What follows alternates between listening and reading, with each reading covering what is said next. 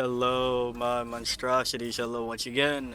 Today I bring to you a DbD discussion video with the build, with gameplay in the background.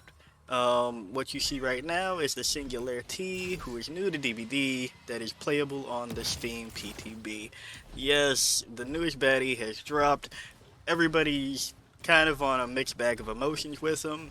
And I'm here to once again tell you that you're playing the new person wrong, or not quite right, so to speak. The build that I'm currently using is consisting of one of the new perks for the Singularity that has, when you down somebody, everybody around you in 16 meters also gets slowed, and it is called Forced Hesitation. It's the bottom one. But I'm also bringing out some classics with Make Your Choice, Devour, and Starstruck. Yes, they are insta-down perks, and I'm going to explain kind of a lot of things right now. So, yes, insta-down is pretty good, but he makes it even better.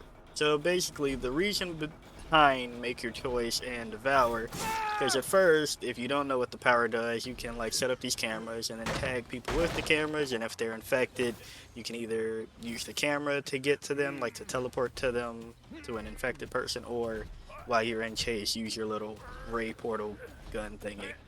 Um, so yeah, that's how that can work. But I've found that everybody was trying to really make him a chase based baddie, and it just isn't working. Like, they have so many EMPs that they're just going to get rid of him in chase immediately. So I just thought about two things. Kind of, this is a redo of what I did with Gold Merchant, kind of in the back. And before you start, no, he's not a 3-gen baddie. People can get rid of his cameras way too easy, which is why I have this build. So you can disable the cameras with EMPs, and that gets rid of the teleporting and infecting part. But you can still look through it. So if you can look through it and see where somebody goes after an unhook, with Make Your Choice, you can kind of get a general feel of what direction they're going, so you can, not do that whole thing where they just hide with Make Your Choice and you waste the perk. I will say, since this gameplay is utilizing the new map and everything is brand new and clustered, yeah, I get lost a few times, so I'm not even gonna cap a little bit on that, but on a map that you're familiar with, you can probably utilize this to the best. Now, that's the reason between Make Your Choice and Devour is kind of on the opposite end. Like, you do have the choice to teleport sometimes if you set up your cameras correctly. So, if you could get away quickly, you can already get those stacks rolling. And then we come to Starstruck. I find that that's pretty fun for Forced Hesitation. I was thinking about using Awakened Awareness on top of this, but that just seemed like too much for no reason. And I don't recommend using Infectious, because if people are then aware that they have been alerted, they're going to start running before Starstruck can get on them and things like that. So with Force Hesitation, when you down somebody, anybody in the area is slowed, and this will be good on people that can slug. Um, I'm going to try it out on a few, but I have an idea of who it'll be best on, but I'm not going to talk about that quite yet, in case I end up making that video. Um, but the reason behind Make Your Starstruck after that is because if they are still within your radius and they haven't managed to make it, whatever your terror radius is, out of it, by the time you pick up, they will be starstruck. And if you do have a general idea of where that person is, they're instant downable. So, I say all of this to say people are playing the new character wrong, because people are using Chase because you can teleport to people. It's not worth your time. People will clean or disinfect, EMP disable. I don't know. It's like a bio thing, but also disable. I don't know. Whatever. They will EMP the infection away really quickly. Until they fix it so that EMPs aren't so accessible, I don't I don't see you truly making use of the whole overclock mode. Sorry, I forgot to talk about that too. If you this is the first video you're seeing of him, the overclock mode is basically after you slipstream, which is what they call like teleporting to somebody, you have a few seconds of being like Turbo Robo Man, and if somebody tries to drop a pellet on you, it instantly breaks, but you're slowed for a little bit instead of like completely stunned, and you come out of overclock mode, as well as you vault faster and break things faster for a little bit while you're doing the whole green boop boop beep thing. Um, so yeah, that's that. I found that you want to be really strategic with the cameras, which no duh.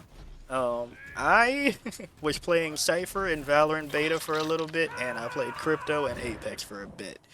Those were like my two secondaries when they first dropped or whatever. So camera people in games is kind of my shtick, and with this, I'm going to give you the tips that you want to put the camera as high up as possible. The EMP does have a range of a little bubble situation. I haven't had enough like test on it to put it high enough to somebody where somebody has to run up a flight of steps to disable it. But I did play a game on Eerie with a like more experimental build, and that also went fine. Um, but you just want to put it where you can get a wide view of the landscape. Like, if you could, pretty much it's just like using Pinhead's power, basically, except you don't slow somebody down with chains. You get those that little eye to see where something is, and then you can shoot something out if like there is a target. Oh, also the like blurping things out of the camera. That's kind of like an automatic lock-on thing, which is very strange to get used to. But you know, I guess if I don't have to press a button, that's okay. Um, but yeah, really, this is just surveillance the bad guy, and this is kind of everything I wanted the Skull Merchant to be. I don't really like the whole place a drone thing. As you will see in this gameplay, I set up a camera around my totem, and I kind of check in on that every now and again. Now, with the drone, there is a threat potential, more so, because they have to get rid of it or else they become exposed. With this, they kind of just can, if they do know that your camera is around your totem, they can just EMP blast and you can't teleport over to them. But you do have the information that they're working on it. So that's kind of the trade-off there. And if they didn't realize that there was a camera watching them, well, then you can go over there and teleport to it and interrupt. So if you really want to go that way or that route, I would suggest maybe putting Undying and Thrill of the Hunt on him if you really want to go full Devour situation. But the reason I also did one shot is because you are very good at getting that first hit on people. One, when you are in your camera, you do the whole like Charlotte Victor thing where your consciousness is another place, but you where your main body is goes undetectable, and you kind of like shut down for a second.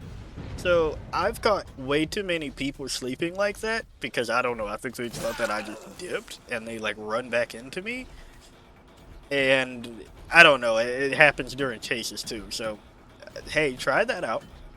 But the other thing about this is that if you do get the teleport off, it's really funky. I'm gonna be honest, it's really funky to try to make use of it terribly. Like that's why I don't understand it like as a chase.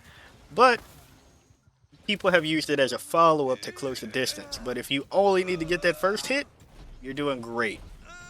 So far tips are try perks that are insta down and put your cameras up high where you can see a lot of the map. Now, they do have a range, so you can't really, you know, like try to get a cross camera snipe on anybody, but you do have an idea of where to go. So that's a trade-off there. I will also say the other ideology of this baddie that you probably want to get used to is you probably want to do the pig and pinhead thing of giving a lot of objectives. You probably want to throw on plaything and like make your choice and monster shrine, things like that, so people are on their toes in addition to, or like Nemesis, in addition to running away from you and getting the EMP. Because if people are getting less EMPs, they're probably more susceptible to you seeing them on a camera and, you know, tagging them or following them. Now, the EMPs are way too accessible. Everybody has talked about that, so you don't need me to talk about it again. That's why I don't think it's worth to try to make him so chase-oriented as people have been. And that's a problem that I see recurring in the community all the time. Every time a new baddie drops, they go, "Oh, but can I chase? I want to throw on Stabiffle, I want to throw on Sloppy, Enduring Spirit Fury, and if it doesn't work, when?" I see that all the time, and I'm kind of tired of that because that just isn't the strength of the character. Admittedly, the thing that seems like it would be a strength is fairly weak because of how accessible the EMPs are, but we need to think more perk-wise. I don't know why people keep wanting to throw Stabiffle on every basic attack baddie, especially when they can't save the stacks. I absolutely hate when people are like, just throw on Stabiffle. It's just like, why? You want to get the first hit. I like, keep it going.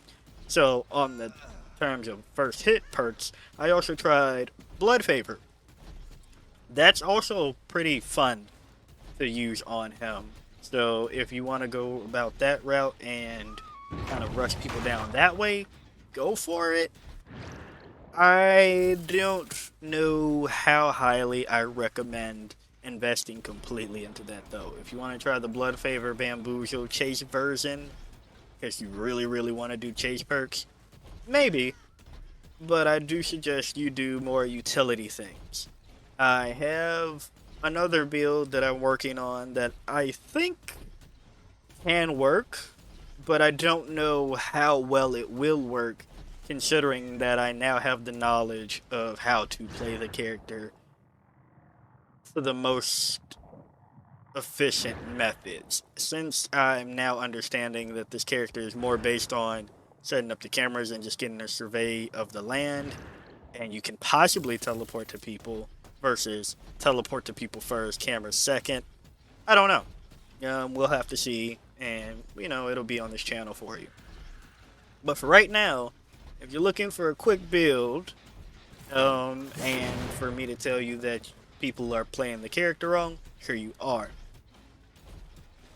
There are still things that definitely hurt. You do have like a penalty of activating camera mode around a hook, both, you know, like looking through one and trying to teleport to somebody off a hook, which is good, but also kind of frustrating because if you are just trying to check a camera real quick after you hook somebody, getting slowed out of it is very annoying. So I hope that they, I don't know, think about that, change that. It's not the biggest deal in the world. You could just try to make sure that you take a few more steps. And especially if you're using this build, you know, you should be moving away from the hook anyway. But, yeah, he's pretty funky. A lot of fun. I will give Behavior that. The character is a lot of fun, and I think that's all that really matters at the end of the day. People were talking about how frustrating it is going to be to play as him with people that know what they're doing, which is very true. If people are just on top of EMPs constantly, it's going to be very frustrating. But that's why I don't think you should focus on the infection part, more so just the fact that you can actually see other parts of the map. Like, they can't destroy the camera, they can only just make it so that you can't infect people from it.